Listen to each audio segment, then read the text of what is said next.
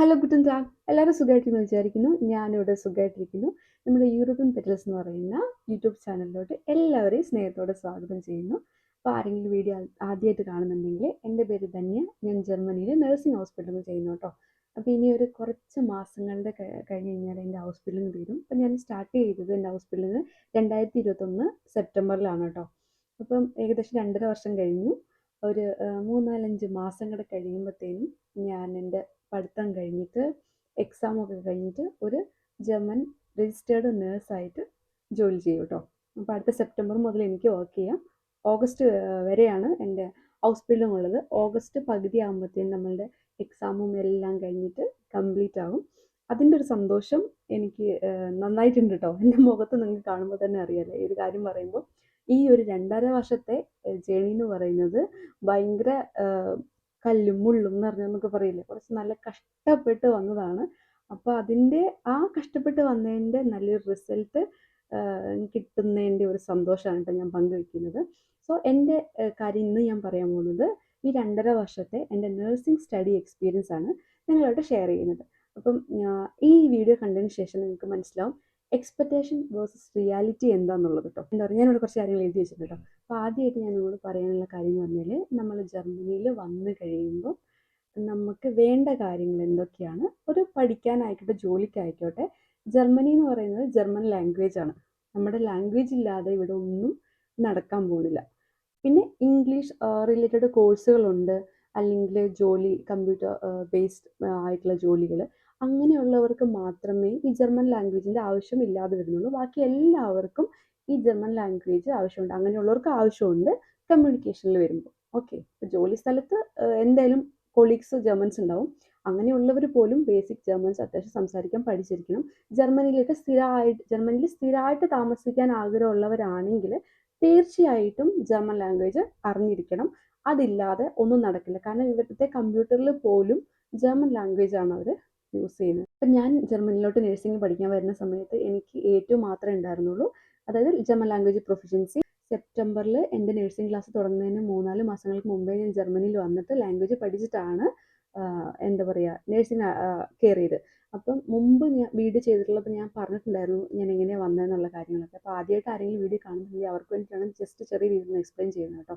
അപ്പം ഞാനിവിടെ വരുന്ന സമയത്ത് എൻ്റെ വിസ റെക്യുമെൻസിൽ ഞാൻ വെച്ചിരുന്നത് ഒന്ന് എൻ്റെ ലാംഗ്വേജ് സ്കൂളിലെ അഡ്മിഷൻ പേപ്പറും, പിന്നെ അതിൻ്റെ കൂടെ തന്നെ എനിക്ക് ഓൾറെഡി ഫെർട്രാഗ് കിട്ടിയിട്ടുണ്ടായിരുന്നു ഹൗസ് ബിൽഡിങ്ങിന്. ഇത് രണ്ടും കൂടെ വെച്ചിട്ടാട്ടോ ഞാൻ വന്നത്. അപ്പോൾ എനിക്ക് വരുന്ന സമയത്ത്, അതായത് ഹൗസ് ബിൽഡിങ് തുടങ്ങുന്ന സമയത്ത് ഹൗസ് ബിൽഡിങ്ങിൻ്റെ ഫെർട്രാഗിൽ മാത്രമാണ് നമ്മൾ വരുന്നതെങ്കിൽ നമുക്ക് എന്താ പറയുക ഒരു ബ്ലോക്ക് അക്കൗണ്ടും കാണിക്കേണ്ട. കാരണം എന്താണെന്ന് വെച്ചാൽ നമ്മൾ എംപ്ലോയ്മെൻറ്റ് വിസയിലാണ് വരുന്നത് ഇങ്ങോട്ട്. നമുക്ക് ഒരു ആർബൈറ്റ് കേബർ ഉണ്ട്, നമുക്ക് മന്ത്ലി സ്റ്റൈഫൻഡോട് കൂടിയാണ് നമ്മൾ നഴ്സിംഗ് പഠിക്കുന്നത്.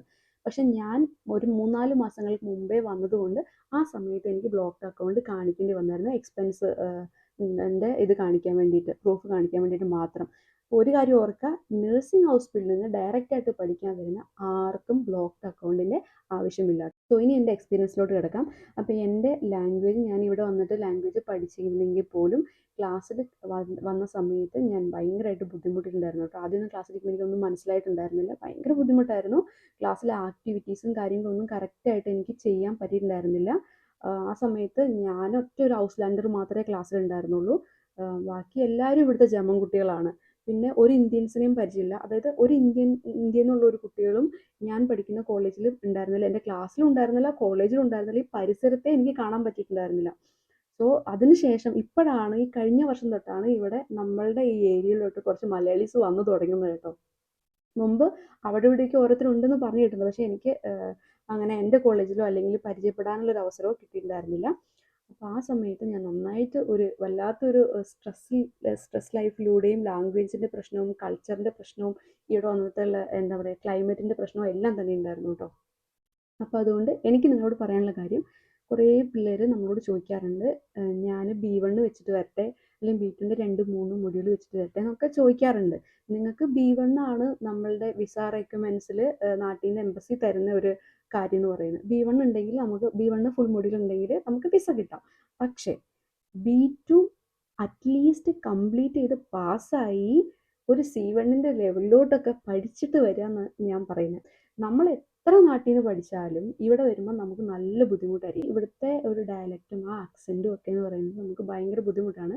ഇവിടെ വന്ന് ഇവർ സംസാരിച്ച് കേൾക്കുമ്പോൾ നമുക്ക് ഒന്നും പിടികിട്ടില്ല. ക്ലാസ്സിൽ നമ്മളിങ്ങനെ ബ്ലിങ്ക് എന്ന് പറഞ്ഞിരിക്കും. ഓക്കെ, ആ ഒരവസ്ഥ എനിക്കുണ്ടായിരുന്നു. ഞാൻ എവിടെയായിട്ടോ പഠിച്ചത്, ബാക്കി ഇവിടെ ഒന്ന് പഠിച്ചിട്ട് പോലും എനിക്ക് പെട്ടെന്ന് ഇവരുടെ ആ സ്പീഡും കാര്യങ്ങളും ഒന്നും പിടിക്കാനേ പറ്റുന്നുണ്ടായിരുന്നില്ല.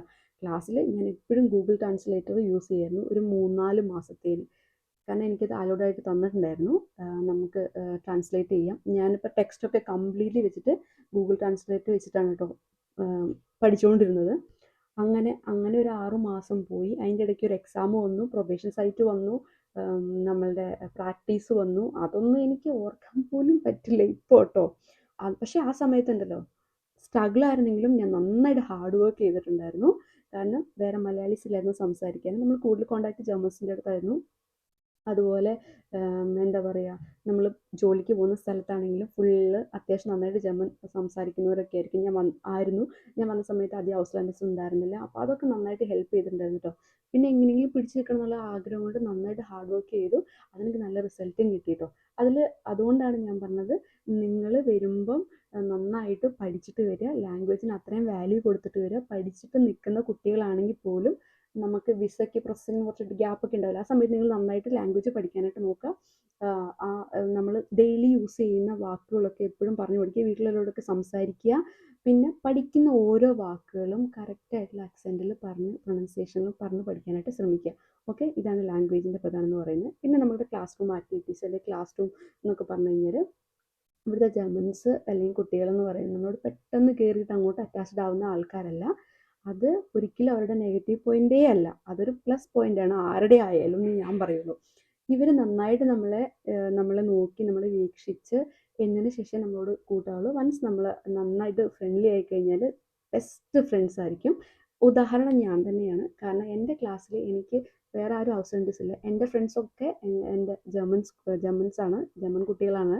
അവർ ഞങ്ങളെല്ലാ കാര്യങ്ങളും അത്രയും ക്ലോസ്ഡ് ആണ് ഇപ്പോൾ. അപ്പോൾ എൻ്റെ ഒരു എക്സ്പീരിയൻസ് വെച്ചിട്ടാണ് ഞാൻ പറയുന്നത്. പിന്നെ എനിക്ക് എടുത്ത് പറയാനുള്ള ഒരു കാര്യം നമ്മുടെ ക്ലാസ്സിലെ ടീച്ചേഴ്സിനെ പറ്റിയാണ് കേട്ടോ. അപ്പോൾ എനിക്ക് ഇവിടെ വന്നിട്ടുള്ള എൻ്റെ എല്ലാ ടീച്ചേഴ്സും, അതായത് നമ്മളുടെ നഴ്സിംഗ് സ്കൂളിലെ എല്ലാ ടീച്ചേഴ്സും ഭയങ്കര കമ്മ്യൂണിക്കേറ്റീവാണ്, ഭയങ്കര ഹെൽപ്ഫുള്ളാണ്. അതൊരു വല്ലാത്തൊരു പ്ലസ് പോയിൻ്റായിട്ട് നമ്മുടെ കോളേജിനെ പറ്റി ഞാൻ പ്രത്യേകിച്ച് എടുത്ത് പറയും കേട്ടോ. നമുക്ക് ഇപ്പം ഈ നഴ്സിംഗ് ഒരു സ്റ്റുഡൻറ്റിന് ഒരു ബസ് ക്ലിയറിംഗ് ഉണ്ടാവും. അതായത് നമ്മളുടെ 3 വർഷത്തെ നമ്മളുടെ എല്ലാ കാര്യങ്ങളും ഗൈഡ് ചെയ്യാനും ഹെൽപ്പ് ചെയ്യാനും ടീച്ചറായിരിക്കും ഈ ബസ് ക്ലിയറിംഗ് എന്ന് പറയുന്നത്.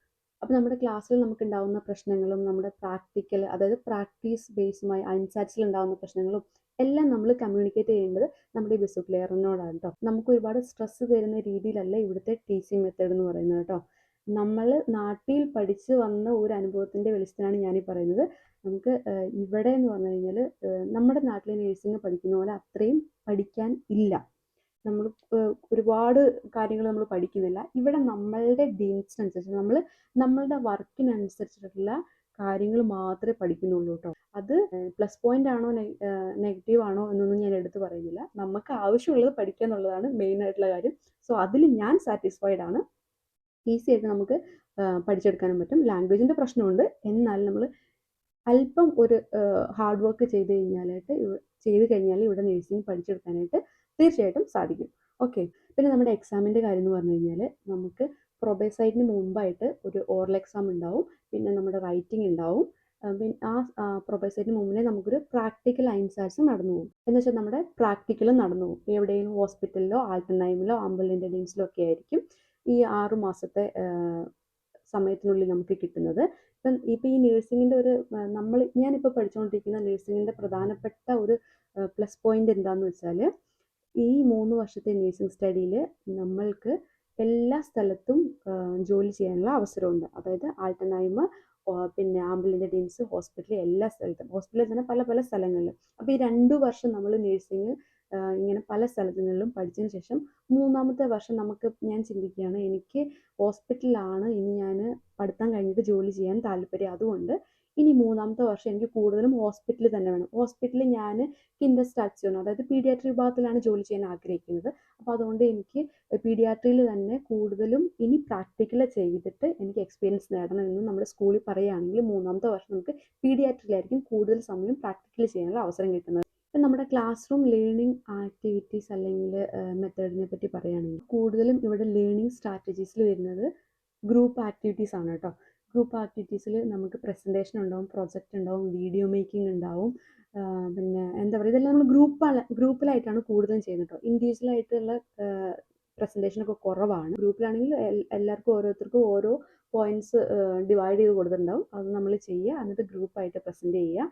ഇത് നമ്മൾ ഭയങ്കര അപ്ലിക്കബിൾ ആയിട്ട് നമ്മളെ സ്മാർട്ടാക്കി എടുക്കാനുള്ള ഒരു ഇതിന് വേണ്ടിയിട്ടാണ് ഇവർ നമ്മളെ എന്താ പറയുക ഇൻഡിവിജ്വാലിറ്റി, അതായത് ഇൻഡിവിജ്വാലിറ്റിക്കും നമ്മളുടെ ഓരോരുത്തരെയും ഇൻഡിവിജ്വൽ പ്രൊമോട്ടിങ്ങിനും വേണ്ടിയിട്ടുള്ള സ്ട്രാറ്റജി അനുസരിച്ചാണ് കൂടുതലും നമ്മളുടെ ലേണിംഗ് മെത്തഡോളജി വന്നിട്ടുള്ളത്. പിന്നെ എക്സ്ട്രാ ഒരു ടോപ്പിക് ഇതിനകത്തോട്ട് വലിച്ചു കയറ്റുകയാണെങ്കിൽ ഫുഡ്.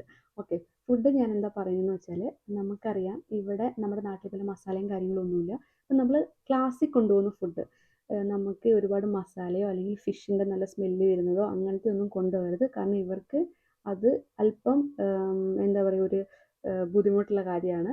അതുകൊണ്ട് ഇവിടുത്തെ ഫുഡുമായി ചേർന്ന് ഇപ്പോൾ സാൻഡ്വിച്ച് അല്ലെങ്കിൽ അധികം മസാലേൻ്റെ കുത്തുമണമില്ലാത്ത ബ്രേക്ക്ഫാസ്റ്റൊക്കെ നമ്മൾക്ക് ഉണ്ടാക്കി കൊണ്ടുപോകട്ടോ, അതൊന്നും പ്രശ്നമല്ല. ഞാനൊക്കെ ഇവിടെ സാധാരണ എപ്പോഴും കൊണ്ടുപോകുന്നത് ബ്രെഡായിരിക്കും. ബ്രെഡ്, ഫ്രൂട്ട്സ്, പിന്നെ ഓട്സ് വെച്ചിട്ടുള്ള ബ്രേക്ക്ഫാസ്റ്റുകൾ ഒക്കെ ആയിരിക്കും കേട്ടോ. ഇപ്പം നമ്മുടെ കോളേജിൻ്റെ ക്യാൻറ്റീനിലൊക്കെ നമുക്ക് എപ്പോഴും ബ്രേക്ക്ഫാസ്റ്റ് അവൈലബിൾ ആണ്. നമുക്ക് പുറത്തുനിന്ന് വാങ്ങിക്കുന്നതിനേക്കാളും കൂടുതൽ നമുക്കൊരു മിറ്റാബൈറ്റ് കാർഡ് ഉണ്ട്, അത് വെച്ചിട്ട് നമുക്ക് കുറഞ്ഞ ഇതിലും ഹോസ്പിറ്റൽ ക്യാൻറ്റീനിന്ന് ബ്രേക്ക്ഫാസ്റ്റും ലഞ്ചും ഒക്കെ മേടിക്കാം കേട്ടോ. അപ്പോൾ ആ ഒരു കാര്യം ശ്രദ്ധിക്കുക. നമ്മളിപ്പോൾ നാട്ടിലെ ഫുഡ് ഇവിടെ വന്നു കഴിയുമ്പോൾ നമുക്ക് നല്ല മിസ് ചെയ്യും. പിന്നെ നമുക്ക് ബുദ്ധിമുട്ടായിരിക്കും ഇവിടുത്തെ ഫുഡിലോട്ട്, കാരണം അധികം എരിവും പുളി ഉപ്പൊന്നും ഇല്ലാത്ത ഫുഡായിരിക്കുമല്ലോ. അപ്പോൾ അതിലോട്ടൊക്കെ ഇന്ന് വരുമ്പോൾ നമുക്ക് എന്തായാലും ഒരു ചെറിയ ബുദ്ധിമുട്ടൊക്കെ ഉണ്ടാവും. പക്ഷെ എന്നാലും എടുത്തു പറയുകയാണ്, നമ്മളുടെ മസാലാസും അങ്ങനെ സ്മെല്ലും അങ്ങനെയുള്ള കാര്യങ്ങൾ ഉള്ള ഫുഡ് നമുക്ക് അധികം ക്ലാസ്സിൽ കൊണ്ടുപോകാൻ പറ്റില്ല. അപ്പോൾ ഇവിടുത്തെ ബ്രേക്ക്ഫാസ്റ്റുമായി ബന്ധപ്പെട്ട ബ്രെഡ് ഐറ്റംസും കാര്യങ്ങളൊക്കെയാണ് ഇവിടെ നമ്മൾ ഫുഡായിട്ട് കൊണ്ടുപോകുന്നത്. പിന്നെ നമ്മുടെ ക്ലാസ് റൂം ഇൻഡോർ ഔട്ട്ഡോർ ആക്ടിവിറ്റീസിൽ കുറേ പേര് ചോദിച്ചിട്ടുണ്ടായിരുന്നു ടൂറും കാര്യങ്ങളും ഉണ്ടോയെന്ന്. നമ്മൾക്ക് നഴ്സിംഗ് പഠിച്ചുകൊണ്ടിരിക്കുമ്പോൾ സ്റ്റഡി ടൂർ നിർബന്ധമുള്ള കാര്യമാണ് കേട്ടോ. ഞങ്ങൾ പോയിട്ടുണ്ടായിരുന്നു, കഴിഞ്ഞ സെക്കൻഡ് ഇയറിലാണ് പോയത്. ഞങ്ങൾ പോയത് എന്താ പറയുക നെതർലൻഡ്സിലോട്ടാണ് കേട്ടോ. നമുക്ക് 3 ദിവസത്തെ ഫ്ലിഷ്ട് സ്റ്റുണ്ടേ ആയിരുന്നു. അതായത് നമ്മൾ നിർബന്ധമായിട്ടും ചെയ്യേണ്ട, കമ്പൽസറി ആയിട്ടും ചെയ്യേണ്ട കാര്യങ്ങൾ ഉൾപ്പെടുന്നതാണ് ഈ ക്ലാസ് ടൂർ എന്ന് പറയുന്നത് കേട്ടോ. അത് നമ്മൾ ക്ലാസ് ടൂറിൽ എന്തായാലും ഒരു മെഡിക്കൽ ഫീൽഡുമായി ബന്ധപ്പെട്ട മ്യൂസിയമോ അങ്ങനെ എന്തെങ്കിലും കാര്യങ്ങളൊക്കെ വിസിറ്റ് ചെയ്തിരിക്കണം. അതുപോലെ തന്നെ അല്ലാണ്ട് നമുക്ക് ഫയൻ ഉണ്ടാവും, ഗെറ്റ് ടുഗെദർ ഉണ്ടാവും, പാർട്ടി അങ്ങനെയുള്ള കാര്യങ്ങളൊക്കെ ഉണ്ടാവും കേട്ടോ. അപ്പം നമ്മുടെ നാട്ടിലെ പോലെ ആണോയെന്ന് ചോദിച്ചാൽ അല്ല. ഇവിടെ എബോവ് 18 കഴിഞ്ഞ ആൾക്കാരായിരിക്കുമല്ലോ നഴ്സിംഗ് പഠിക്കാൻ വരുന്നത്. അപ്പോൾ എന്തൊക്കെയായാലും ഇവിടുത്തെ ക്ലാസ് റൂം ആക്ടിവിറ്റീസിലും കാര്യങ്ങളും ഡ്രിങ്ക്സും, അതായത് ആൽക്കഹോളും കാര്യങ്ങളും ഒക്കെ ഉൾപ്പെടുത്തിയിട്ടുണ്ടാവും കേട്ടോ. അപ്പോൾ കുടിക്കേണ്ടവർക്ക് കുടിക്കാം, അത് യൂസ് ചെയ്യേണ്ടവർക്ക് യൂസ് ചെയ്യാം, ഇല്ലാത്തവർക്ക് വേണ്ട. അതാരും ആരെ നിർബന്ധിച്ച് ചെയ്യുന്ന കാര്യമില്ല, ഡിപ്പെൻസ്. പിന്നെ ഒരു കാര്യം ശ്രദ്ധിക്കേണ്ടതെന്ന് വെച്ചാൽ, നമ്മളിങ്ങനെയുള്ള പാർട്ടീസിലും കാര്യങ്ങളൊക്കെ പോയിട്ടുണ്ടെങ്കിൽ, നമ്മളിതൊക്കെ എൻജോയ് ചെയ്യുന്നുണ്ടെങ്കിൽ ആരെയും ബുദ്ധിമുട്ടിക്കാതെ വേണം ചെയ്യാനായിട്ട്. എപ്പോഴും ഇവിടുത്തെ പ്രശ്നം, അല്ലെങ്കിൽ നമ്മളിപ്പോൾ ഇച്ചിരി കുടിച്ച് നമ്മൾ എന്തെങ്കിലും ഓവറാക്കി ഒരാളോട് സംസാരിക്കുക, അതിവിടെ ആരും ചെയ്യുന്ന കാര്യമല്ല. അതുകൊണ്ട് ആ കാര്യം പ്രത്യേകം ഓർമ്മിപ്പിക്കുക, ആ കാര്യം പ്രത്യേകം ഓർക്കുക. അങ്ങനെയുള്ള കാര്യങ്ങളൊന്നും ആരും ഇവിടെ പ്രൊമോട്ട് ചെയ്യത്തില്ല. നമുക്കൊരു നെഗറ്റീവ് മാർക്ക് അന്നേരം തന്നെ വീഴും. സോ അങ്ങനെയുള്ള കാര്യങ്ങൾ നമ്മൾ അവനവനെ, അതായത് അവനവനെ ശ്രദ്ധിക്കുക, എൻജോയ് ചെയ്യുക. ഓക്കെ, പറ്റാത്തവർ അതിനകത്ത് നിൽക്കുക വേണ്ട, പറ്റുന്നവർ മാത്രം നിൽക്കുക എന്നുള്ളതാണ്. ഓക്കെ. പിന്നെ ഇനി 2.5 വർഷത്തെ വർക്കിംഗ് എക്സ്പീരിയൻസിനെ പറ്റി പറയുകയാണെങ്കിൽ, ഞാൻ ഓൾഡ് ഏജ് ഹോമിൽ വർക്ക് ചെയ്തിട്ടുണ്ട്, ക്രാങ്ങൻ ഹൗസിൽ അതായത് ഹോസ്പിറ്റലിൽ വർക്ക് ചെയ്തിട്ടുണ്ട്, പിന്നെ ആംബുലൻറ്റ് ഡീൻസിലും വർക്ക് ചെയ്തിട്ടുണ്ട് കേട്ടോ. അപ്പോൾ നിങ്ങൾക്ക് ഈ വർക്കിംഗ് എക്സ്പീരിയൻസിനെ പറ്റി ഡീറ്റെയിൽ ആയിട്ട് അറിയണമെങ്കിൽ, ഓരോ സ്ഥലത്തും ഏതൊക്കെ ജോലിയാണ് നമ്മൾ ചെയ്യണമെന്ന് നിങ്ങൾക്ക് ഡീറ്റെയിൽസ് അറിയണമെന്നുണ്ടെങ്കിൽ കമൻറ്റ് ചെയ്താൽ മതി. അതിനെപ്പറ്റി പ്രത്യേകം ഒരു വീഡിയോ ഞാൻ ചെയ്യാം. കാരണം നമ്മളിപ്പോൾ ഇതിനകത്ത് ഉൾപ്പെടുത്തി കഴിഞ്ഞാൽ കുറേ എന്താ പറയുക വീഡിയോ അങ്ങ് നീണ്ടുപോകും. അപ്പോൾ ഒരുപാട് പറഞ്ഞാൽ നമ്മൾ ഇലോബറേറ്റ് ചെയ്യുന്നില്ല. പിന്നെ അടുത്ത സാലറിയെ പറ്റി പറയുകയാണെങ്കിൽ, നമ്മൾ നേഴ്സിംഗ് തുടങ്ങുന്ന ആദ്യ മാസം മുതൽ എല്ലാ മന്ത് എൻഡിലും നമുക്ക് സ്റ്റൈഫൻഡ് കിട്ടും. കംപ്ലീറ്റ്ലി നേഴ്സിംഗ് സ്റ്റഡി ഇവിടെ ഫ്രീ ആണെന്ന് നിങ്ങൾക്ക് അറിയാലോ. അപ്പോൾ ഓരോ വർഷവും നമുക്ക് ചെറിയൊരു ഇൻക്രിമെൻറ്റും കൂടെ അതിൻ്റെ കൂടെ കിട്ടുന്നുണ്ട് കേട്ടോ.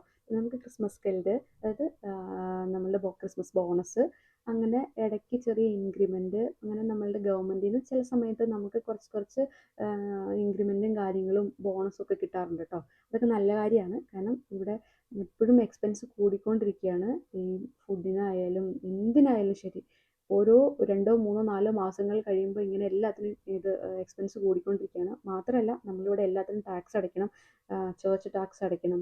പിന്നെ നമ്മളുടെ ഹെൽത്ത് ഇൻഷുറൻസിൻ്റെ അടയ്ക്കണം. സോഷ്യൽ ഷെയറും കൊണ്ട് അങ്ങനെ പല പല സംഭവങ്ങൾക്കും ഒക്കെ നമ്മൾ അടയ്ക്കണം. അപ്പം നമുക്ക് ഇതൊന്നും നമ്മൾ ഡയറക്റ്റായിട്ടല്ല അടയ്ക്കുന്നത് കേട്ടോ. അപ്പം എനിക്ക് ഒരു ആർബൈറ്റ് ഉണ്ട്. നമ്മുടെ സ്കൂളാണ് നമ്മുടെ ആർബൈറ്റ് നമ്മളെ എംപ്ലോയർ നമുക്ക് ഡയറക്റ്റായിട്ട് ഇതെല്ലാം അടച്ചിട്ട് ബാക്കി എമൗണ്ട് ആണ് നമുക്ക് കിട്ടുന്നത് കേട്ടോ. ഇൻകസാമിറ്റ് മൊത്തത്തിലുള്ള നമ്മുടെ സാലറി പിന്നെ ബ്രൂട്ടോ എന്ന് പറയും. നമ്മളുടെ ഈ ടാക്സും കാര്യങ്ങളും എല്ലാം പിടിച്ചിട്ട് നമുക്ക് കിട്ടുന്ന കാര്യങ്ങളാണ് നെറ്റോ എന്ന് പറയുന്നത് കേട്ടോ. അപ്പം ഒരു നെറ്റോ ഏകദേശം നമുക്ക് ഒരു ഇപ്പം എൻ്റെ ഇതിൽ വെച്ചിട്ട് പറയുകയാണെങ്കിൽ ഒരു 900 യൂറോ ഒക്കെ കിട്ടും. സോ അത് ഡിപ്പെൻസ് ഓൺ ദ സ്റ്റേറ്റും അനുസരിച്ച് ഈ സാലറിയിൽ ചെറിയ ചെറിയ വേരിയേഷൻസ് ഉണ്ടാവും കേട്ടോ. ചില സ്ഥലങ്ങളിൽ ഇപ്പം വലിയ വലിയ ബെർലിനിൽ അങ്ങനെ സിറ്റിയിൽ വലിയ വലിയ സിറ്റീസിലൊക്കെ ആണെങ്കിൽ കുറച്ചും കൂടെ കൂടുതൽ സാലറി ഉണ്ടാവും. അതുപോലെ തന്നെ അവിടുത്തെ എക്സ്പെൻസും റെൻറ്റും ഒക്കെ കൂടുതലുമായിരിക്കും കേട്ടോ.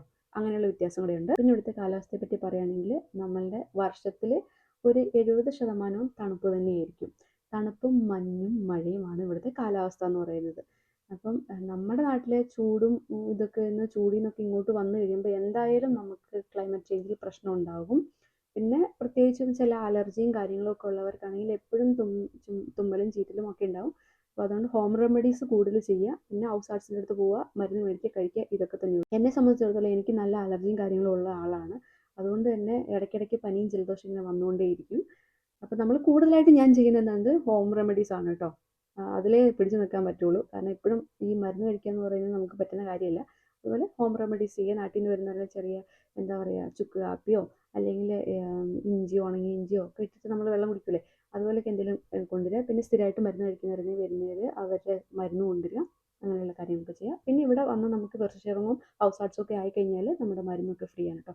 ചെറിയ ഒരു 5 യൂറോയോ ഒക്കെ നമുക്ക് ചില മരുന്നിന് നമ്മൾ പുറത്തേക്ക് ഫാർമസിയിൽ കൊടുക്കേണ്ട ആവശ്യമുള്ളൂ. ഒരു 5 യൂറോ ഒക്കെ കൊടുക്കേണ്ടി വരുള്ളൂ. ബാക്കിയൊക്കെ നമ്മുടെ ഇൻഷുറൻസിൽ കവർ ചെയ്ത് പോയിക്കോളൂ കേട്ടോ. അപ്പം ഞാൻ ഇനി വീഡിയോ ഒരുപാട് വലിച്ചു നീട്ടാൻ ആഗ്രഹിക്കുന്നില്ല. കാരണം ഇപ്പോൾ തന്നെ കുറച്ച് സമയമായി. പിന്നെ ഞാൻ നിങ്ങളോട് ചുരുക്കി ഒരു കാര്യം പറയാം. നമ്മുടെ നാട്ടിൽ നിന്ന് വരുന്ന കുട്ടികൾ ഒരുപാട് എക്സ്പെക്റ്റേഷൻസോട് കൂടിയായിരിക്കും വരുന്നത് അല്ലേ. അപ്പോൾ എനിക്ക് നിങ്ങളോട് പറയാനുള്ളത് എക്സ്പെക്റ്റേഷൻസേ ഇല്ലാതെ വരിക.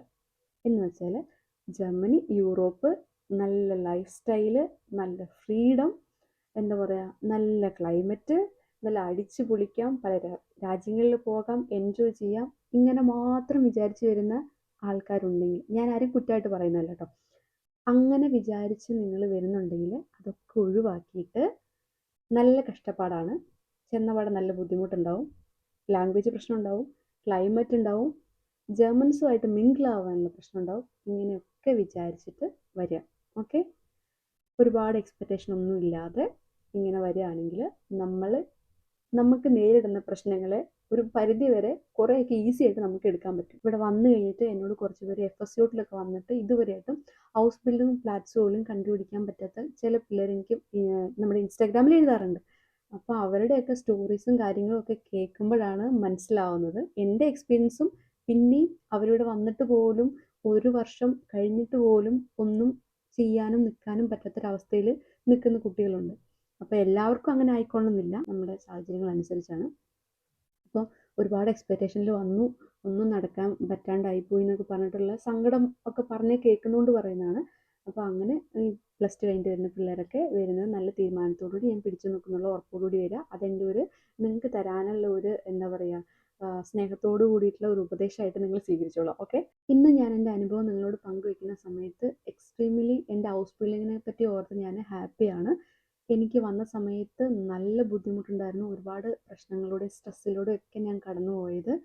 അതിൻ്റെ എല്ലാ ബുദ്ധിമുട്ടിൻ്റെയും ഇരട്ടി മധുരം ഇന്ന് എനിക്ക് എന്താ പറയുക അനുഭവിക്കാനായിട്ടും എക്സ്പീരിയൻസ് ചെയ്യാനായിട്ടും പറ്റുന്നുണ്ട് കേട്ടോ. സോ ജർമ്മനിലോട്ട് നേഴ്സിംഗ് പഠിക്കാനോ അല്ലെങ്കിൽ വേറെ എന്തെങ്കിലും പഠിക്കാനോ ജോലിക്കോ ഒക്കെ ആയിട്ട് വരുന്നവർക്ക് എൻ്റെ എല്ലാവിധ ആശംസകളും നേരുന്നു. എല്ലാവർക്കും അടിപൊളി ഒരു ലൈഫ് ഉണ്ടാവട്ടെ. അപ്പോൾ നിങ്ങൾക്ക് വീഡിയോ ഇഷ്ടപ്പെട്ടെങ്കിൽ സബ്സ്ക്രൈബ് ചെയ്യാൻ മറക്കരുത്, ലൈക്ക് ചെയ്യണം. അതായത് ആരെങ്കിലും സബ്സ്ക്രൈബ് ചെയ്യാതെ കാണുന്നുണ്ടെങ്കിൽ ഇപ്പോൾ തന്നെ സബ്സ്ക്രൈബ് ചെയ്തേക്കണം കേട്ടോ. ലൈക്ക് ചെയ്യണം, പിന്നെ നിങ്ങളുടെ വാല്യുബിൾ ആയിട്ടുള്ള കമൻസും കൂടെ തരണം കേട്ടോ. സോ നമുക്കിനി അടുത്ത വീഡിയോയിൽ കാണാം. ഔഫ് വീഡിയോസേ, ചീസ്.